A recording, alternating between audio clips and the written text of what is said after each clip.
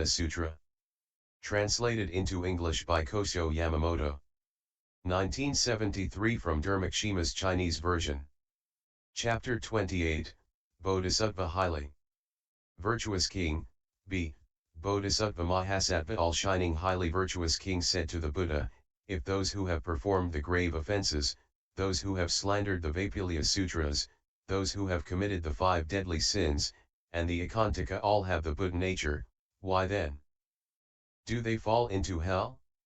O world-honored one! If they have the Buddha nature, why do we say that there is no eternal bliss, self, and purity with them?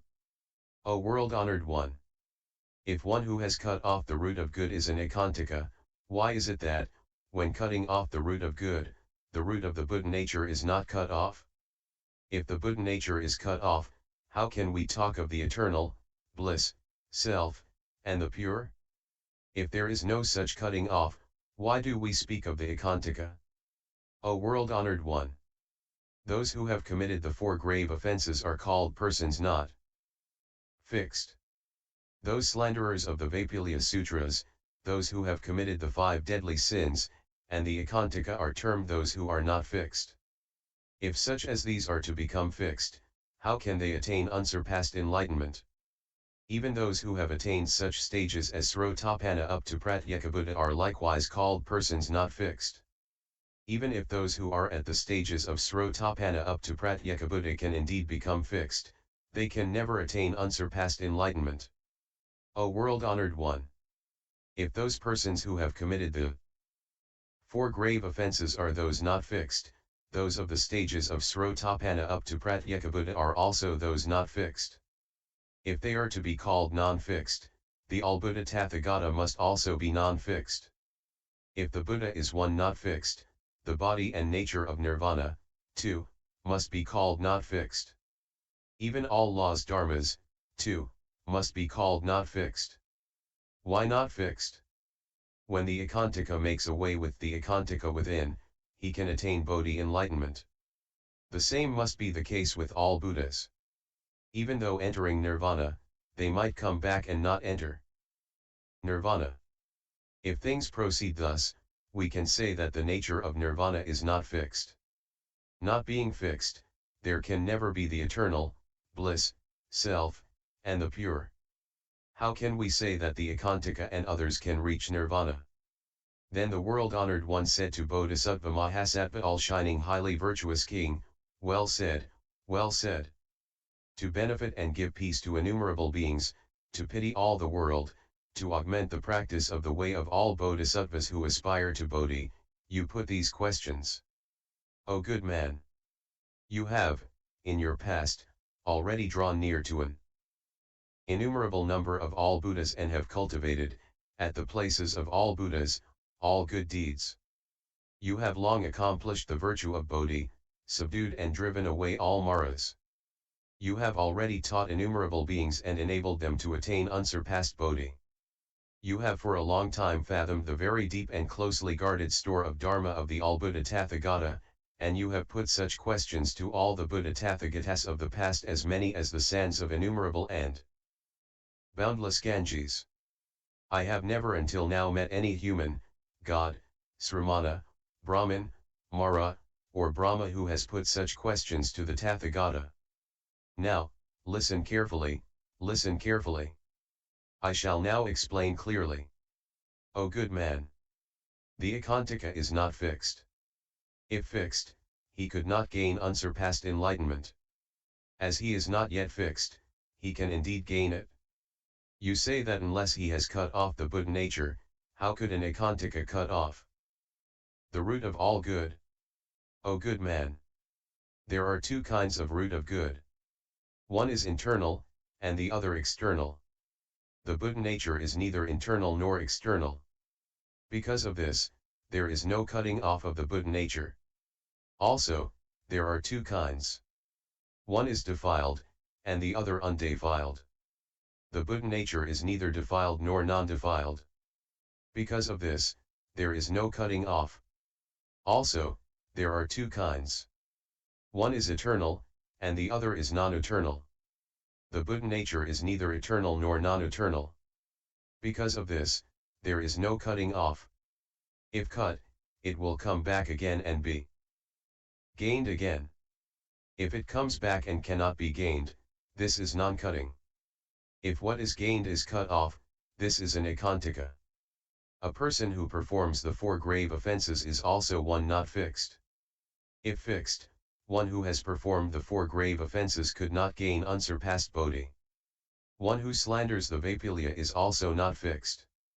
If fixed, the slanderer could not attain unsurpassed bodhi. One who has committed the 5 deadly sins is also not fixed. If fixed, such a one would not be able to attain unsurpassed bodhi. Matter and the characteristics of matter, too, are both not fixed. The characteristics of smell, taste, touch, those of birth, up to those of ignorance, those of the 5 skandhas, the spheres and realms of sensory experience, those of the existences, the 4 lives, even down to all existences, are not fixed either. O good man! For example, a conjurer can present to the eyes of the people the 4 military forces of infantry, chariots, elephants, and horses. He conjures up all kinds of garlands, body adornments, castle towns, villages, mountains, forests, trees, springs, ponds, rivers and wells. Of the onlookers, the little children who have not much intellect will think that all these are real, but those of intelligence will know that all is sheer untrue illusory allure, which cheats a person's eyes. O good man! It is the same with all common mortals up to Sravakas and Pratyekabuddhas, who think that there are fixed states in all things. All Buddhas and Bodhisattvas do not see any fixed state in anything. O good man! For example, it is as with children who, in the midsummer months, see a mirage of hot times and say that it is water, whereas one with discernment will never entertain in this mirage any thought of water, knowing that this is nothing but a mirage that cheats men's eyes and that it is not water. The same is the case with all beings, Sravakas and Pratyekabuddhas, who see all things and say that they are all real. All Buddhas and Bodhisattvas do not see any fixed state in anything. O good man! For example, in the mountain valleys, the human voice generates an echo. A child hears this and says this is an actual voice, whereas one with intelligence will say that there is nothing real therein. What there is merely the characteristics of a voice which cheats the ear consciousness. O good man!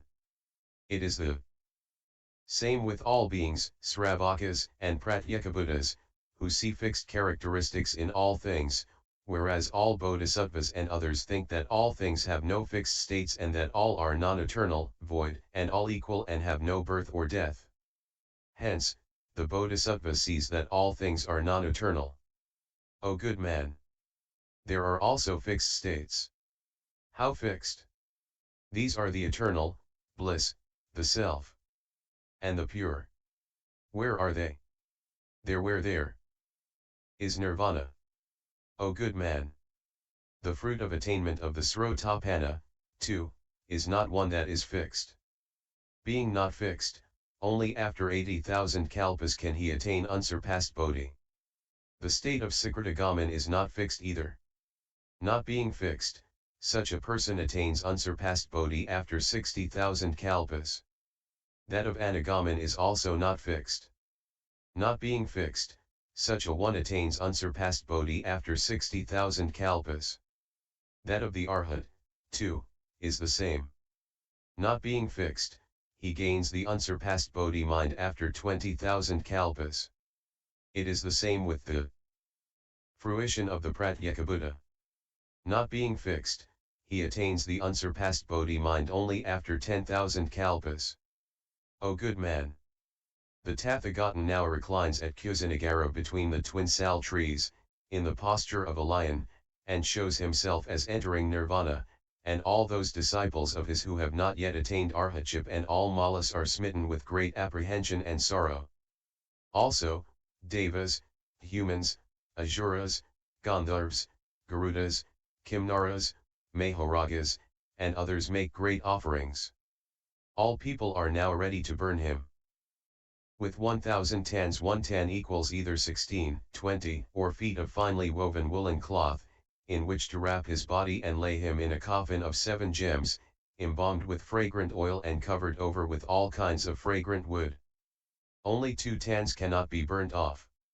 One is that which is closest to the body, and the other is what is outermost. Among all the people, his remains are to be divided into 8 parts. All his Sravakas say that the Tathagata now enters Nirvana. Know that the Tathagata definitely does not enter Nirvana. Why not? Because the Tathagata is eternal, and there is no change that comes about with him. Hence, the Tathagata's Nirvana is also not fixed. O good man! Know that the Tathagata, too, is not fixed. The Tathagata is no Deva. Why not? There are 4 heavens, namely, 1. Worldly heaven, 2. Sentience heaven, 3. Purity heaven, and 4. Meaning heaven. The worldly heaven is as in the case of the king. The sentience heaven is like that of the 4 guardians of the earth up to thoughtlessness, non-thoughtlessness heaven. Purity heaven is for those from Srotapana up to Pratyekabuddha. The heaven of meaning is for the Bodhisattva Mahasattvas of the stage of the 10 abodes Bhumis. Why do we call the Bodhisattva of the 10 abodes the heaven of meaning? Because he well grasps the meaning of all things. What do we mean by meaning? Meaning here Baidokan, seeing that all things are void. O good man! The Tathagata is no king, nor of the class of the 4 guardians of the earth, nor of that of thoughtlessness non-thoughtlessness heaven, nor of the class of Srotapana, Pratyekabuddha, or the Bodhisattva of the stage of the 10 abodes. Thus the Tathagata is no Deva. But all beings call the Tathagata the Deva of Devas. Hence, the Tathagata is no Deva, no non-Deva. No human, no non-human, no demon, no non-demon, no hell-dweller, animal or hungry ghost, nor is he no hell-dweller, animal or hungry ghost.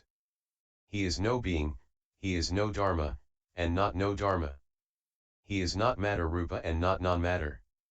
He is not tall, not non-tall, not short, not non-short. He is non-phenomenal, not non-phenomenal, not mind, not non-mind. He is not anything defiled, nor is he non-defiled. He is uncreated, and not uncreated. He is non-eternal, not non-eternal, no phantom, not no phantom. He is no name and is not no name, not fixed, and not non-fixed. He is not is, nor is not a sermon, nor a non-sermon. He is no Tathagata, and not no Tathagata. Hence, the Tathagata is not one fixed. O good man! Why do we not call the Tathagata worldly Deva? The worldly Deva is the king. The Tathagata has for innumerable kalpas abandoned the kingly state. So he is no king. We say that he is not a non-king. He was born in the royal house of Kapilavastu. So, he is not a non-king. He is no sentient heaven Deva. For he has long since renounced any form of existence. So he is no sentient heaven Deva. He is not no sentient heaven Deva. Why not? He ascended to Tushita heaven and came down to Jambudvipa. So the Tathagata is not no sentient heaven Deva. He is no purity Deva. Why not? Because the Tathagata is no Srotapana up to Pratyekabuddha. The Tathagata is not no purity Deva. Why not? Because he is not one defiled by the 8 things of the world, i.e. profiting, weakening, breaking up, honor, praising, slandering, pain, and pleasure, and is like the lotus, which is not tainted by muddy water. Hence, the Tathagata is not no purity Deva. Also, he is no Deva of meaning. Why not? Because the Tathagata is no Bodhisattva of the grade of the 10 abodes. For this reason, the Tathagata is no Deva of meaning. Nor is he not a Deva of meaning. Why not? Because the Tathagata always practices the meanings of the Shunyatas emptinesses. Hence, the Tathagata is not no Deva of meaning. The Tathagata is not a human. Why not? Because he has been far removed from existence as a human for innumerable kalpas. Hence, he is no human. He is no non-human. Why not? Because he was born in Kapilavastu. The Tathagata is no devil. Why not? Because he does not cause any harm to any being. Because of this, he is no devil. Also, he is not no devil. Why not? For he teaches beings, transformed as a devil. The Tathagata is also no hell-dweller, animal, or hungry ghost. Why not? Because the Tathagata has long been segregated from all evil deeds. Hence, he is no hell-dweller, animal, or hungry ghost. Also, he is not no hell-dweller, animal, or hungry ghost. Why not? Because the Tathagata also transforms himself into the three unfortunate realms and saves beings. Hence, he is not no hell-dweller, animal, or hungry ghost. Also, he is not of beings. Why not? Because he has long since abandoned the nature of beings. Thus he is not of the beings. Nor is he a non-being. Why not? For, at times, he speaks of i.e. assumes the characteristics of a being. Hence, the Tathagata is not a non-being. The Tathagata is not any dharma. Why not? Because all existences have different characteristics. It is not thus with the Tathagata. He has one characteristic. Hence, he is no dharma and no non-dharma. Why not? Because the Tathagata is the dharma world. Hence, he is not any non-dharma. The Tathagata is not a body. Why not? Even the 10 categories of the body, i.e. the 5 sense organs and the 5 sense fields, cannot take him in, encompass him. That is why he is not a body. And he is not no body. Why not? Because he has on his body the signs of perfection and the minor marks of excellence. Hence, he is not no body. The Tathagata is not tall. Why not? Because he stands above all kinds of form. Hence, he is not what is tall. Nor is he not tall. Why not? Because the world cannot see such a characteristic as the knot of hair on his head. For this reason, he is not tall. The Tathagata is not what is short. Why not? He is long segregated from the bond of arrogance. Hence, he is not what is short. Also, he is not short. Why not? Because he manifested before the rich man, Kokila, a body of 3 feet, i.e. the body of a child said to have been projected so as to teach Kokila. Hence, he is not short. The Tathagata is not of the phenomenal. Because he is long segregated from any phenomenal aspect. Hence, not phenomenal. Also, he is not non-phenomenal. Why not? Because he thoroughly knows all phenomena. Hence, he is not non-phenomenal. Why not? Because he is like space. Hence, no mind. Also, he is not no mind. Why not? Because he has the mental powers. Dashabala. And also because he can thoroughly fathom what is in the mind of any being. Hence, he is not no mind. The Tathagata is not one created. Why not? Because of the eternal, bliss, the self, and the pure. For this reason, he is not one who has been created. Also, he is not one not created. Why not? Because he manifests himself as coming, going, sitting, lying, and in nirvana.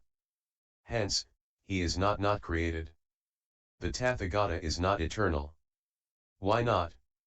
Because he has parts in body of physical body and its parts. Hence, non-eternal. Why is he non-eternal? Because he has intellect. What is eternal does not have intellect, as in the case of space. The Tathagata has intellect. So, he is not eternal. How is he not eternal? Because he has language and speaks. What is eternal has no language, it is like space. The Tathagata has language. Hence, non-eternal. He has a family name. So he is non-eternal. What possesses no family name is the eternal. Space is eternal, as it has no family name. The Tathagata has the family name of Gautama. Hence, he is not eternal. As he has parents, he is not eternal. That without parents is eternal. Space is eternal, so it has no parents. The Buddha has parents. Hence, non-eternal. He has 4 deportments postures, i.e. lying, sitting, standing, walking. Hence, non-eternal. What has no 4 deportments is eternal. Space is eternal, as it has no 4 deportments. The Buddha has 4 deportments. Hence, non-eternal. What is eternal has no confined direction or place to dwell. Space is eternal, so it has no direction or place to tell of. The Tathagata appeared in East India and lived in Sravasti and Rajagriha. Hence, he is non-eternal. For this reason, the Tathagata is not eternal. Also, he is not non-eternal. Why not? Because he has eternally cut off life. What has life is non-eternal, what has no life is eternal. The Tathagata has no life. Hence, eternal. What is eternal has no family name, what has a family name is non-eternal. The Tathagata has no life and no family name. With no life and family name, he is eternal. What is eternal fills all places as in the case of space, which has no place where it does not exist. The same is the case with the Tathagata. He exists everywhere. Hence, he is eternal. What is non-eternal calls this is and the other not is. The case of the Tathagata is not so. We cannot speak here of is and there of not is. Hence, eternal. With the non-eternal, things at times obtain as is and at times as not is. With what applies to the Tathagata, there is no saying, at times, of not is. Hence, eternal. What is eternal has no name and no form. Since space is eternal, it has no name or form. The Tathagata, too, is nameless and formless. Hence, eternal. What is eternal has no cause and no result. As space is eternal, it has no cause and no result. The Tathagata, too, has no cause and no result. Hence, eternal. What is eternal is not related to the 3 times. It is the same with the Tathagata. He has nothing to do with the 3 times. Hence, eternal. The Tathagata is no phantom. Why not? He is eternally segregated from any thought of deceiving. Hence, he is no phantom. Also, he is not a non-phantom. He at times splits up one body into innumerable bodies and merges innumerable bodies into one. He passes through mountain walls and nothing can obstruct him. He walks upon water as if on solid ground. He goes down into the ground as though into water, and he moves through the air as if on the ground. His body emits fire like a great fireball. Cloud and thunder shake, and fearful is the sound. At times, he becomes like a castle town, a village, a house, a mountain, a river or a tree. At other times he manifests himself in a big body, or at times in one small. He becomes a male, a female, a male or female child. Hence, the Tathagata is also not a non-phantom. The Tathagata is not one fixed. Why not? Because he manifests himself here at Kusinagara between the twin sal trees as about to enter Nirvana. Hence, he is not fixed. Also, he is not non-fixed. Why not? Because he is the eternal, bliss, the self, and the pure. For this reason, the Tathagata is also not non-fixed. The Tathagata is not one who leaks out defilement. Why not? Because he is segregated from the 3 defilements. The three defilements are, 1. Defilements of the comattate realm of desire, except for ignorance, which are the defilements of desire. 2. Defilements of the Rapaditu and Arapaditu realm of form, and realm of formlessness, excepting ignorance, which are called as defilements. 3. Ignorance of the three worlds, which is the defilement of ignorance. The Tathagata is eternally segregated from these. Hence, he leaks out no defilement. Also, next, all beings do not see the defilement of is. Why do all beings not see the is defilement? All beings have doubts regarding things to come in the future, namely, will they have a body or not in the future? Was there a body or not in the past? Do they have a body or not in the present life? If there is the self, is it a form or non-form? Is it form non-form? Is it non-form and not non-form? Is it perception or non-perception, or perception and non-perception? Is it non-perception and non-non-perception? Does this body belong to any other person or does it not? Is it that which belongs to others or that which does not belong to others, or is it that which does not belong to others, or is it one that does not belong to others? Is it one with life, but not a carnal body? Is it one that is a carnal body, but without life? Is it one that has a carnal body and life? Is it one that has no body and no life? Is it a carnal body, life, and one that is eternal? Or is it one that is non-eternal? Is it non-eternal, or eternal and non-eternal? Is it one that is non-eternal and not non-eternal? Are the body and life the works of Isvara? Or are they the work of time? Are they a work without cause? Are they the work of the Prakriti primordial matter, or world nature? Are they the work of motes? Are they the work of law or non-law? Are they the work of man? Are they the work of illusion? Are they the work of father and mother? Does it the self live in one's own mind? Or does it dwell in the eye? Or does it fill the whole body? Where does it come from and where does it go to? Who is it indeed that is born and who is it who dies? Was one in the past a Brahmin, a Kshatriya, a Vaishya, or a Sudra? What caste will one gain in the future? Was my body in the past that of a male, female, or an animal? Do I commit a sin if I take life, or is it nothing of the kind? Is it a sin if I drink alcohol, or is it nothing of the kind? Is it the case that it karma is one's own making, or is it what is done by others? Do I receive karmic results, or do I contract them in my carnal self? Such doubts and innumerable illusions spread over beings' minds. From these doubting views there come the six minds, which think, 1. Self definitely exists, 2. Self definitely does not exist, 3. Temporary self is the true self, 4. No self exists other than the temporary self, 5. The true self exists other than the temporary self, 6. The self which is the skandhas does, receives, and knows. All of these are twisted views of life. The Tathagata has long since extracted the innumerable roots of views and defilements. Hence, he leaks out no defilement. O good man! The Bodhisattva Mahasattva who practices the holy actions of great nirvana is able eternally to make away with all such defilements. The All-Buddha Tathagata always practices holy actions. Hence, no defilements exist with him. O good man! Common mortals cannot easily suppress the five sense organs. So there are the three defilements, by which they are drawn to evil and go to unwelcome places. O good man! A bad horse, for example, twisted in its nature, carries a person on its back to unsafe places.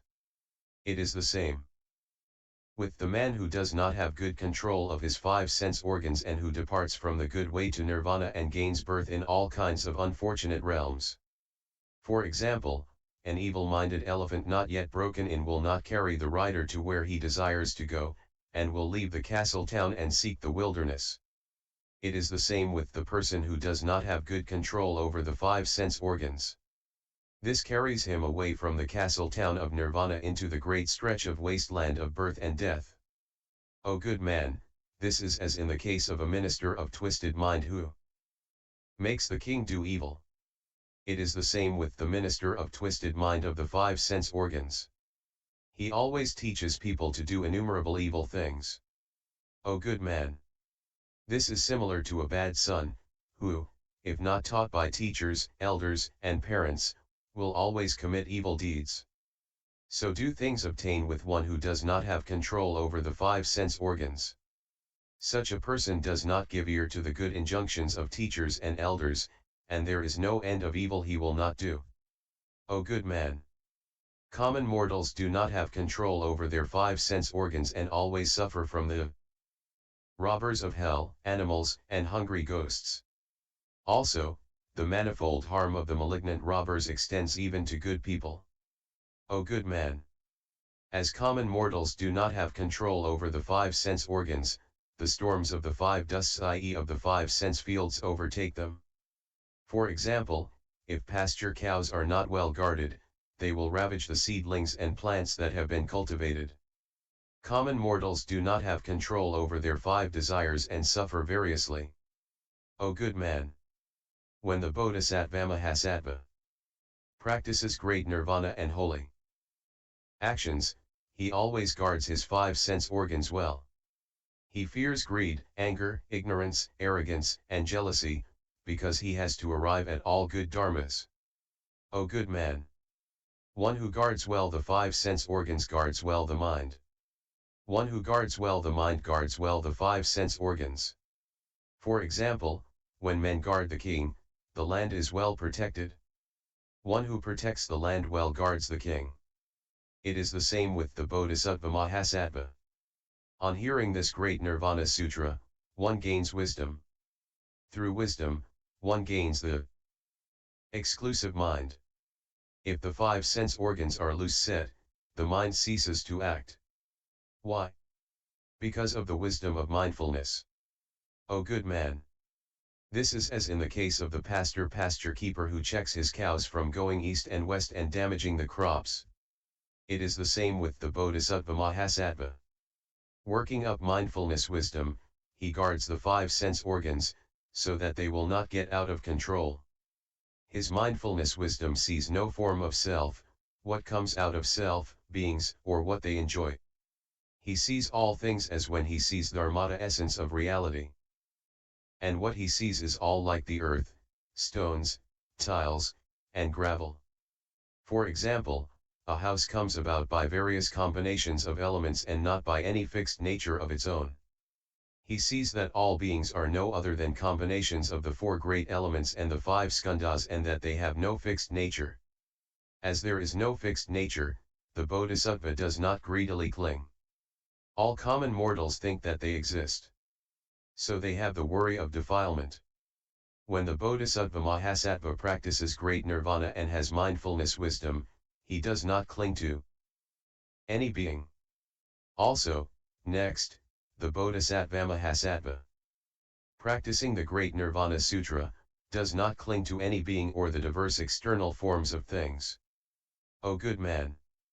For example, a painter uses various colors and paints pictures of men, women, cows, horses, etc.